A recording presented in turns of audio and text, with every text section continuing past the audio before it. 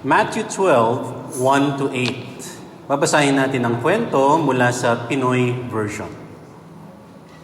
Isang araw ng Sabat, dumaan sila Jesus sa taniman ng trigo o wheat. Nagugutom na ang mga disciples kaya pumita sila ng wheat at kinain ang mga butil nito.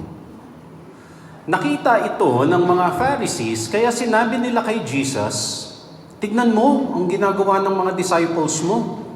Mahigpit na pinagbabawal yan sa araw ng Sabat." Sumagot si Jesus, "Hindi niyo ba nabasa yung ginagawa ni David nung nagutom siya at mga kasama niya? Pumasok siya sa bahay ng Diyos at kinain nila ng mga kasama niya ang tinapay na inalay sa Diyos. Labag sa Jewish law ang ginawa nila kasi mga priest lang ang pwedeng kumain nun. Hindi niyo rin ba nabasa sa law ni Moses na tuwing araw ng Sabat, nilalabag ng mga priest ang Sabat law dahil nagtatrabaho sila sa temple? Pero hindi sila nagkakasala. Sinasabi ko sa inyo, mayroong isa dito na mas importante pa kesa sa temple. Sinabi sa scripture, imbis na maghandog kayo sa akin, mas gusto kong maging maawain kayo sa iba. Kung alam nyo ang ibig sabihin nito, hindi nyo huhusgahan ang walang kasalanan. Dahil ang Son of Man ay Panginoon ng Sabat. Maraming beses nang nabasa at nabanggit ang kwentong ito. At mga kasama, mga kapatid, habang lumalawak ang pangunawa natin, habang pinapalawak pa natin ang ating pangunawa sa pagiging maka-Jesus, magandang bisitahin natin ulit ang kwentong ito sa isang mas malalim pa na pananaw. Kaya ngayong umaga, pag-aralan natin, pag-isipan, at higit sa lahat, hanapan natin ng puwang sa ating buhay ang mensaheng ito which we gave a title, Beyond the Book and Into Jesusness. My dear friends, my good brothers and sisters, let's pray. Father, marami pong salamat sa umagang ito. Salamat po sa napakagandang umaga. Ang bawat umaga, ang bawat bukang liwayway ay nagbibigay sa amin ng pag-asa. Para sa amin, ito po ay kapahayagan nyo. Ang bawat umaga ay kapahayagan nyo ng bagong biyaya, bagong lakas, at bagong pagpapala. Kaya aming Diyos, aming Ama sa Langit, tinatanggap po namin ang umagang ito, ang araw na ito, bilang inyong pagpapala sa amin. We put our minds, we put our hearts in your presence right now. Yes, Lord, we are present before you. And this is my invitation to you, my brothers and sisters, be present right now. Father, indeed, we put ourselves in your presence at sa amin pong pag-review ulit ng mga kwentong ito, buksan ninyo ang mga bagong pananaw. Mga bagong pananaw na maghahatid sa amin ng mas maraming kaliwanagan, mas maraming gabay para sa araw-araw. Ngayon pa lang po, tinatanggap na namin at pinangahawakan na namin ang lahat ng pagpapala na ihahatid nyo sa amin sa pangalan ng Panginoong Yesus. Beyond the book and into Jesusness. Let's go through the story again and study each section. Matthew 12, verse 1 to 2. One Sabbath, Jesus and his disciples were walking through some wheat fields. His disciples were hungry and began picking and eating grains of wheat. Some Pharisees noted this, and they said to Jesus, "Why are your disciples picking grain on Sabbath?" So, naglalakad sila doon sa bukirin, at kita nyo naman, dahil talagang gutom sila, pagka dampot daw, pagkapitas ng mga grains of wheat, diretso kain na. Kasi nga, maaring pagod na pagod sila, di ba? Talagang dami nilang ginagawa. At yun lang yung pagkakataon nilang makabawi-bawi. Pero ang sita ng mga Pharisees, "Why are your disciples picking grain on Sabbath? They are not supposed to do this." Yun ang giit, yun ang pagpupinilit ng mga Pharisees.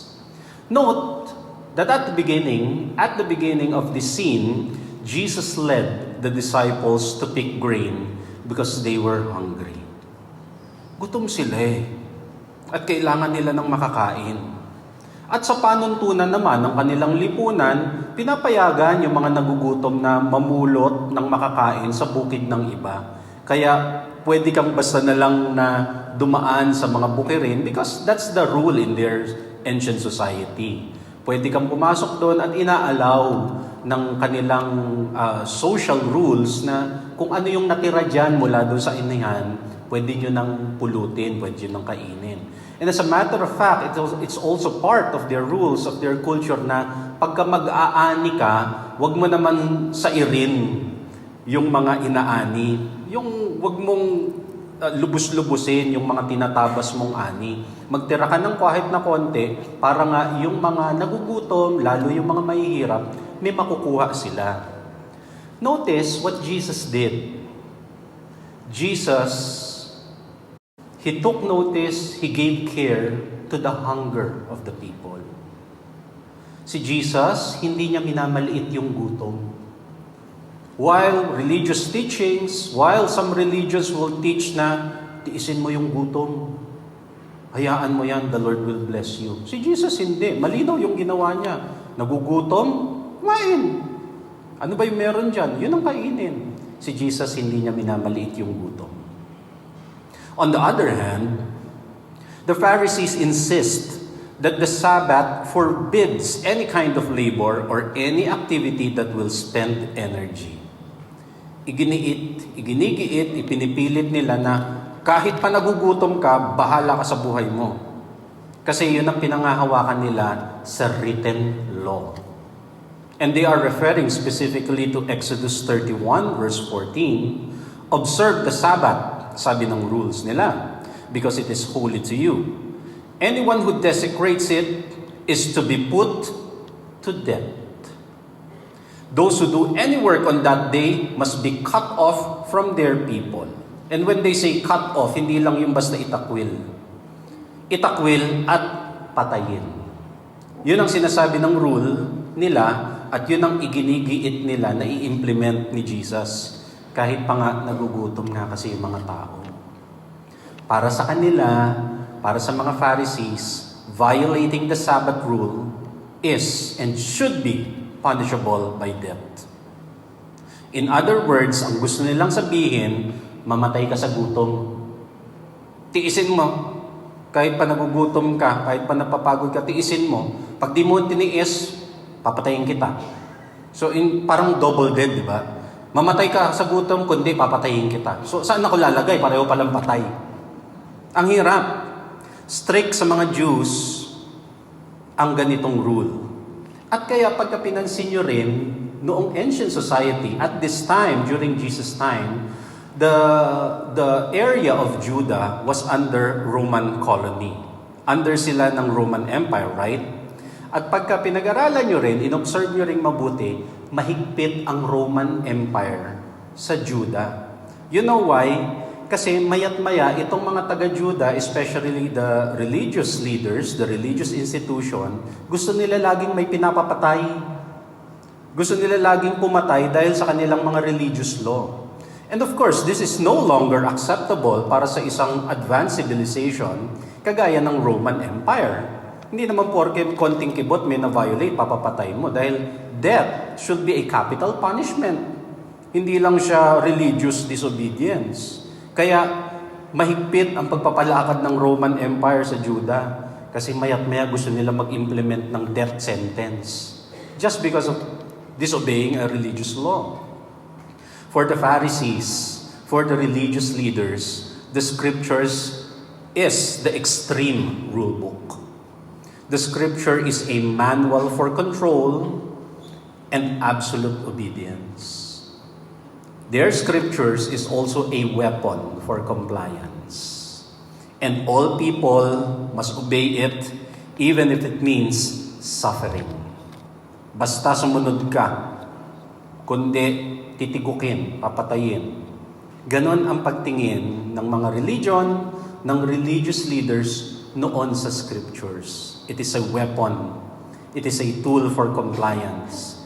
And sadly, kung kayong tatanungin, sa tingin nyo ba, ganon pa rin ang pagtingin ng maraming religious leaders ngayon? Sana hindi. Pero ang totoo, marami ganyan pa rin ang pagtingin. Now, Jesus challenged the view of the Pharisees by pointing out what the Jewish scriptures lack. Nagbigay ng linaw, nagbigay ng pagpapaliwanag ang Panginoong Hesus na ang istrikto nyo dyan sa scripture na yan, maraming ang kulang dyan. Maraming ang hindi pantay-pantay sa scripture na pinanghahawakan ninyo. Sa pagpapatuloy ng kwento, balikan natin. Matthew 12, 3-5. Ano ang naging sagot ni Jesus sa kanila? Jesus answered, "You surely must have read what David did when he and his followers were hungry. He went into the house of God, and then they ate the sacred loaves of bread that only priests are supposed to eat." So binalikan niya yung mga kwento ng mismong scriptures. Ang higpit-higpit nyo, hindi nyo ba binabasa yan ng lubos? Hindi nyo naalala si David na nakasulat mismo yung kwento doon sa scriptures? Anong ginawa niya nung nagugutom siya? Anong ginawa niya nung tumatakas siya kay Saul? Tapos wala siyang matakbuhan, wala siyang makain, etc., etc. Saan siya pumunta? Hindi ba sa temple? At anong kinain niya? Yung mga sacred bread na hindi para sa public. Naparusahan ba siya? Naging unclean ba siya? O yung nire-refer niyo scripture, di ba? Siya mismo, binabiolate niya yung sarili niyang rule. Sabi pa niya sa verse 5, "Haven't you read in the law of Moses that the priests are allowed to work in the temple on the Sabbath?" Ang higpit-higpit niyo na dapat walang kikilos, walang magtatrabaho sa Sabbath. Ba't yung mga priest, trabaho ng trabaho pag Sabbath? Sige nga ang koleksyon ng tithes and offering ng mga sacrifices. Hindi ba trabaho yon? So, Jesus is pointing out, yung pinagmamatigasan niya na scripture, it's lacking. It's inconsistent. It's incomplete. But no one says that the priests are guilty of breaking the law of the Sabbath. I tell you, there is something here greater than the temple. Huwag ipag-iitan yan. Yun ang pinopoint out niya. That is the written law. Pero hindi yan pwede maging absolute because it is a written law. Jesus points out here that there are tensions in the Jewish scriptures. At hindi lang niya to basta kino-quote. Meron siyang mga tinutukoy talaga ng mga kwento at passages dun sa mga Jewish scriptures nila. Jesus is practically saying, "Hoy kayo, dinudiyos niyo yung mga scriptures na yan. Marami nga dyan inconsistent. Marami nga dyan hindi pantay yung mga provisions. Hindi aligned." Ganun ang ancient scriptures. At mga kapatid, alam nyo ba na ganyan pa rin ang Bible natin hanggang ngayon? Because the Bible that we hold right now draws from those ancient scriptures. Yes, mayroon talagang mga inconsistencies at contradictions ang Bible. Wala nang gulatan. Gusto nyo ng sample? Huwag na lang, close na natin in prayer. Parang ayaw niya naman. For example, sino ba talaga ang pumatay kay Goliath the Philistine? Who killed Goliath the Philistine giant? Sa pagkakaalam nyo sa kwento. Alam ng lahat, it's David. And this is according to 1 Samuel 17:50. David defeated Goliath with a sling and a rock. He killed him without even using a sword. So who killed Goliath, the Philistine giant, according to this part of the scripture? Ang answer, sino? Si David. Pero umusog ka ng konti in 2 Samuel 21:19. Ang sabi naman, there was still another battle with the Philistines at Gob. A soldier named Elhanan killed Goliath from Gath. So tinukoy niya na same Goliath yung pinag-uusapan, Goliath of Gath, whose spear shaft was like a weaver's beam. Si Goliath, yung taga-Gath, yung ang laki-laki nung spear, kasi nga giant siya. Sino daw ang pumatay? According to this verse, the answer, Elhanan. So, itatago ba natin yan? Tatalikuran? Hindi, nagkamali lang ng spelling. Pwede mo bang ganunin yun? The point here is, mga kapatid, as a written word, marami talaga siyang inconsistencies at contradiction. Because it is a written word. Ano pang example? Pwede ba ang mga idols? Pwede ba talaga ang mga idols? Yung mga imahe ng puon.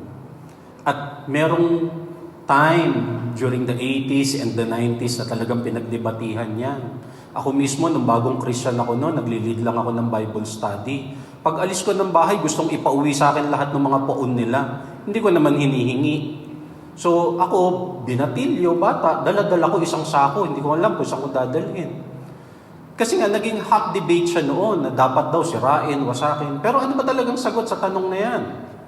Sabi sa Exodus 20:40, "Do not make idols that look like anything in the sky or on earth or in the ocean or under the earth." So ang malinaw na sagot, pwede o hindi pwede? No. Pero again, umusok ka ng konti. Exodus 25:18-19. Noong ginagawa nila yung Ark of the Covenant, ano ang instruction? Hammer out 2 winged creatures of pure gold and fasten them to the lid at the ends of the chest. So pinapagawa sila ng winged creatures na obviously hindi hayop dito sa lupa, but it's an image of a poon. It's an angel. At hindi lang basta gumawa hindi siya gawa sa ivory dun sa Tayuman. Doon sa mga bilihan ng mga santo doon. Sabi, kung gagawin nyo rin lang, gawin yung pure gold. So, what I'm pointing out here, pag tinignan nyo itong verse na to, so pwede o hindi? Bigla pwede naman, bigla. So, ano ba talaga, kuya? Ano po ba ang tamang sagot, ate? There are indeed contradictions and inconsistencies. At hindi natin yun dapat ikabahala.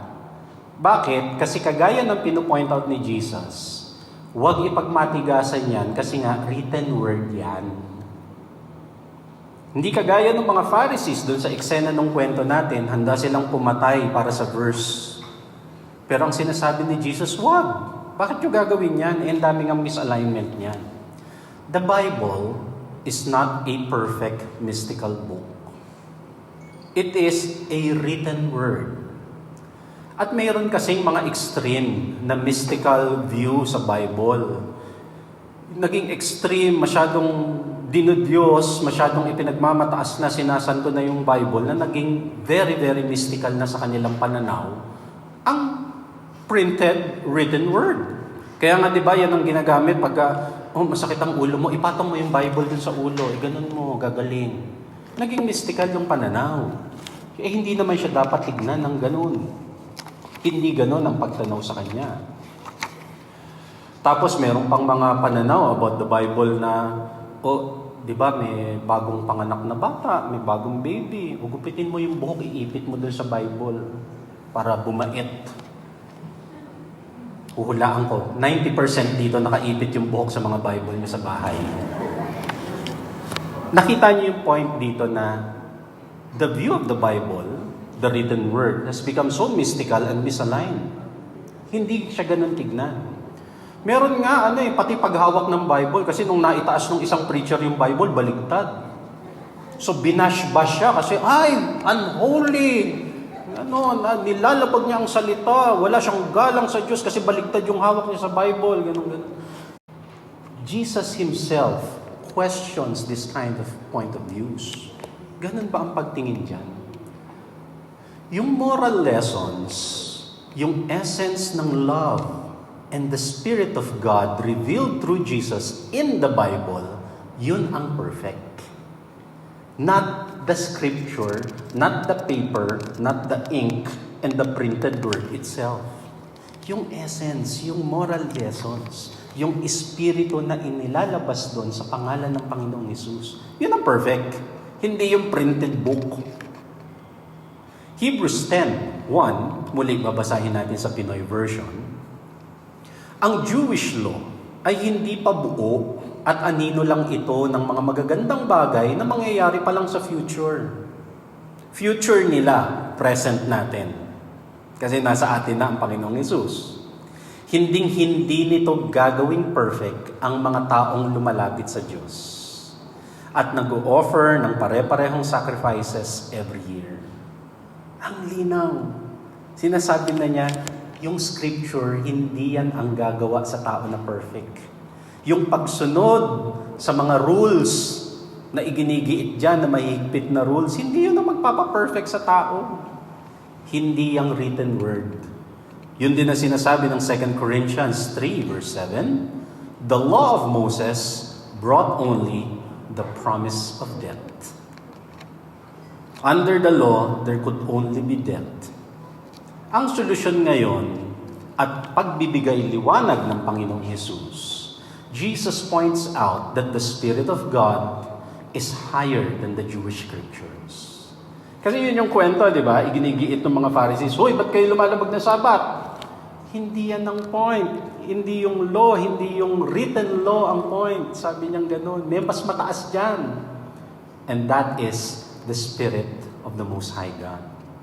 Balik tayo sa kwento. Matthew 12, 7-8. Sabi ni Jesus, don't you know what the scriptures mean when they say, instead of offering sacrifices to me, I want you to be merciful to others. If you knew what this means, you would not condemn these innocent disciples of mine. So the Son of Man is Lord over the Sabbath. Ang ganda ng paglilinaw. Ang sinusunod nyo, ang pinaghihigpitan nyo, yung mga provisions, yung mga mahihigpit na rules, pero hindi yan ang dapat na sinusunod. Yung essence ng pagiging mabuti, yung pagiging maawain. Ang Bible ay hindi Diyos. The Bible is the written word to learn about God and Jesus, but it does not replace and it cannot contain the Spirit of God. It is the written word, yes, pero laging mas mataas ang Spirit of God. The living word. Yun ang mas mataas. Because Hebrews 4:12 says, for the word of God is alive and active.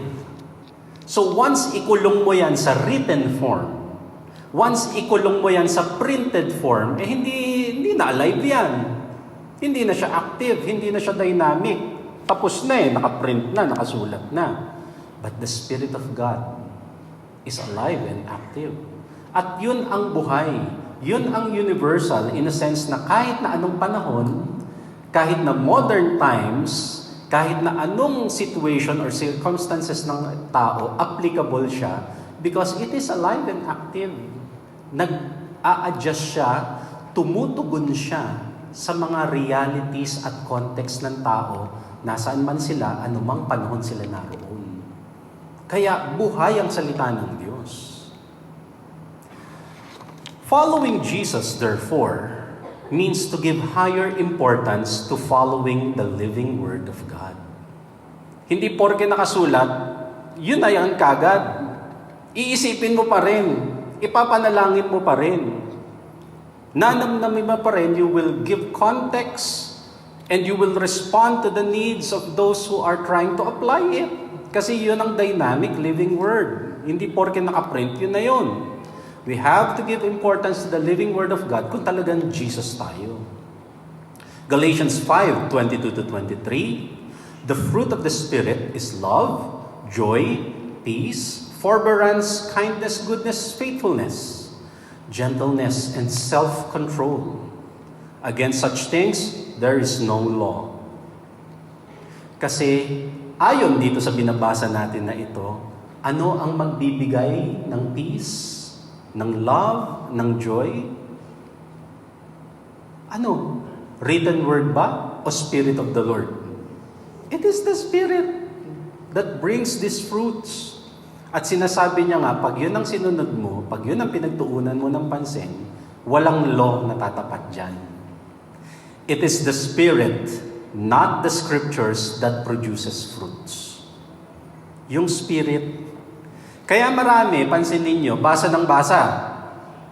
Marami, turo ng turo, preach ng preach, at ginagamit pa nga ang Bible. Pero mahigpit, malupit. Kasi hindi nga porke nakaangkla ka dun sa written word, buhay yung spirit. It is not the written word that produces the fruit.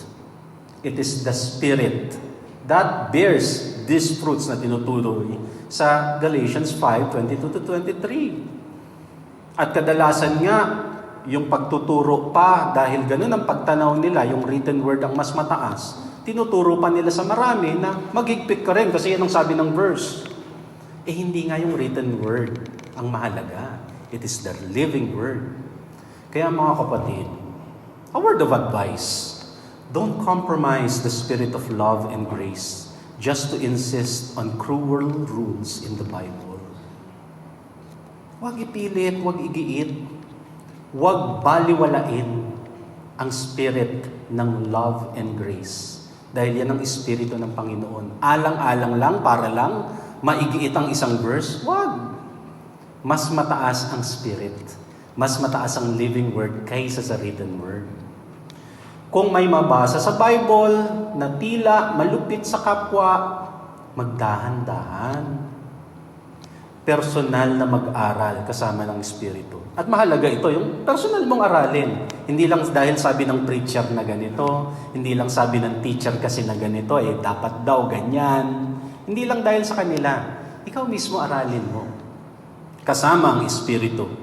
At higit sa lahat, salain ang mga mensahe, salain ang mga provision sa Bible na yan sa pamamagitan ng Panginoong Yesus.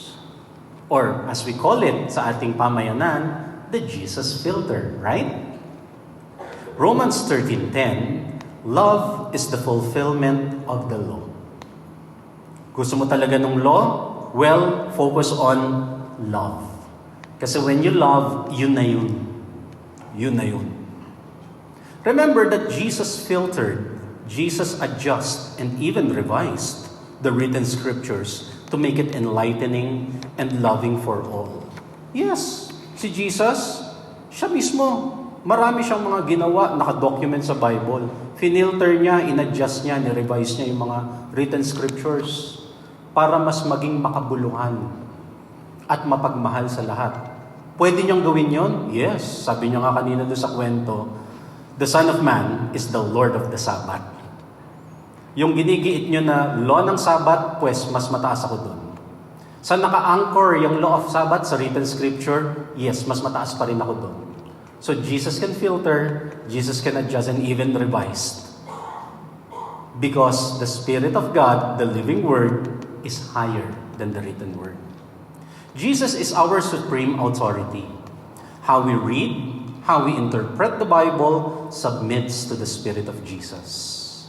Kasi hindi ko mo biblical, hindi ko mo Bible-based, sabi nga nila, ang ibig sabihin kagad makatwiran. Hindi agad ibig sabihin nun, maka-Jesus nga siya. Hindi ganun yun. Bible-based belief is not necessarily Spirit-filled. Hindi lahat na nagka-claim na Bible-based, Bible-centered. Teka, Spirit-led ba yan? And by the way, pag sinasabi nating Spirit-led, hindi yan yung iyak siya ng iyak, nangingisay siya, hindi himatay siya. Hindi yun tinutukoy natin na Spirit-led.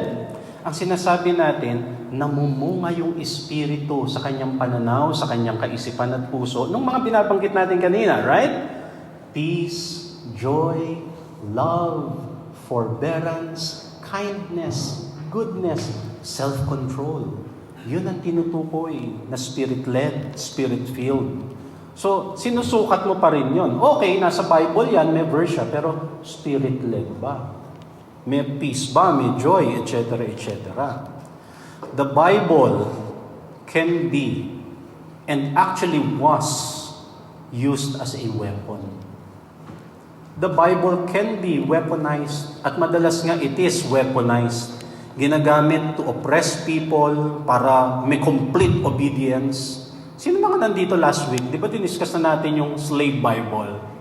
Natatandaan niyo yun? So, may Bible nga pero slaves version.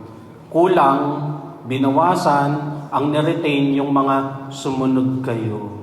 So, puro ganon yung iniwan. It can be weaponized. And by history, We know in history, ginawa na nga siya.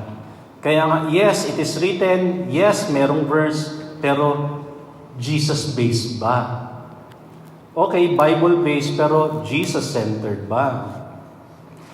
John 5:39-40, ang giit ng Panginoong Hesus naman. You search the scriptures because you think they give you eternal life. But the scriptures points to me, sabi ng Panginoong Hesus.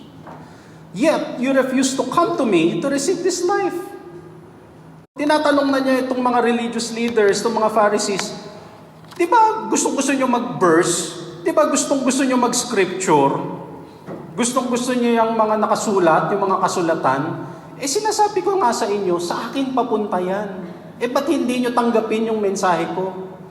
Kailangan nga nating i-align what is Bible-based and what is Jesus-based. And siguro naman at this point, medyo na-highlight na natin, nabibigyan diin na natin, na to be Bible-based should mean to be Jesus-centered. Ang hirap or parang wala sa lugar, wala sa hulog, sabi pa nga nila, na Bible-based ka tapos hindi ka Jesus-centered. Sabi na nga nung verse kanina, the scriptures points to me, sabi ni Jesus. So bakit hindi nyo tinatanggap yung mensahe ko? Kung talagang Bible-based yan, dapat hindi yan malupit.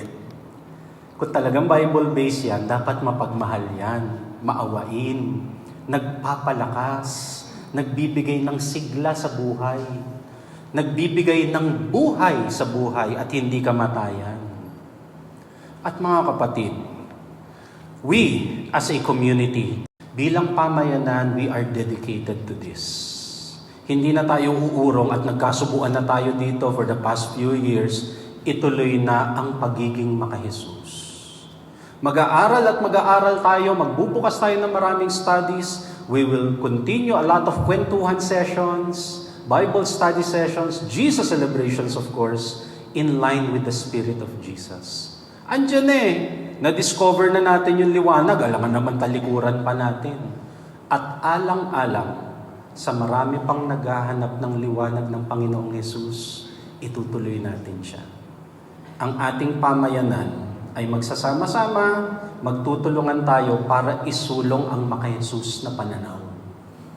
Yan ang pagtsatsagaan, bibigyan natin ng energy, ng time, ng resources natin.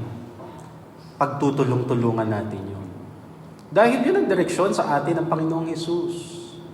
We will do that to give people hope and love and rest most especially. Napakarami na sa paligid natin na sabi nila ito daw ang Christian, ito ang Jesus, ito ang church. Tapos pagdating din ng mga tao sa loob ng simbahan nila, pagod din, naapi pa, nakondem pa. Alang-alang sa pangalan ng Panginoong Hesus, it's about time that we shine our light so that the Father in heaven will be glorified. Let us make our light shine and let us do good deeds. Let's do a lot of love and kindness. Ituro ang mga tao sa tamang daan ng pagiging maka-Jesus. And I'm telling you, the Lord will be with us. Sasamahan tayo ng Espiritu ng Panginoon. 2 Corinthians chapter 3 verse 6. He has enabled us. He has enabled us to be ministers of His new covenant. This is a covenant not of written laws, but of the Spirit. The old written covenant ends in death, but under the new covenant of Jesus, under this covenant of love and grace, the Spirit gives life. At tayo bilang pamayanan, we are the ministers of this new covenant. Manatili, ituon ang sarili sa landas na ito ng pagiging maka-Jesus. Let's strengthen one another and let's continue to seek and submit ourselves only to the Spirit of God, to the living Word of Jesus. Heavenly Father, tulungan niyo po kami sa mga adikain na ito.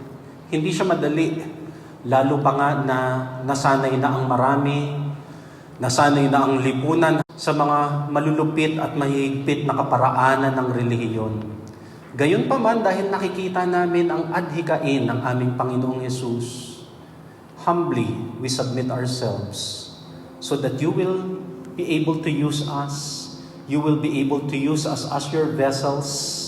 At sa pamamagitan po ng katuruan ng Panginoong Hesus, makakapagpatuloy kami bilang pamayanan. Buksan niyo pa po ang pintuan ng aming pamayanan, ang aming samahan, at ihatid niyo po dito ang mga nangangailangan ng bagong lakas, ang mga nangangailangan ng kapahingahan at pagmamahal. At nawa, Panginoon, as we offer ourselves to you, maging buhay sa aming kalagitnaan ang Espiritu ng Panginoong Hesus. Ang Espiritu ng pag-ibig, ang Espiritu ng biyaya, ang Espiritu ng pagtanggap. Lahat po ng yan ay mangyari nawa sa inyong gabay, sa inyong pagpapalakas, at sa inyong pagpapala, aming Ama. I would like to invite everyone, spend some more time in quiet prayer and review in your heart itong mensahe na ito. At kung gabayan man kayo ng Espiritu, commit yourselves to the ways of Jesus, the way of love and grace. In some moments of silence, let's do this.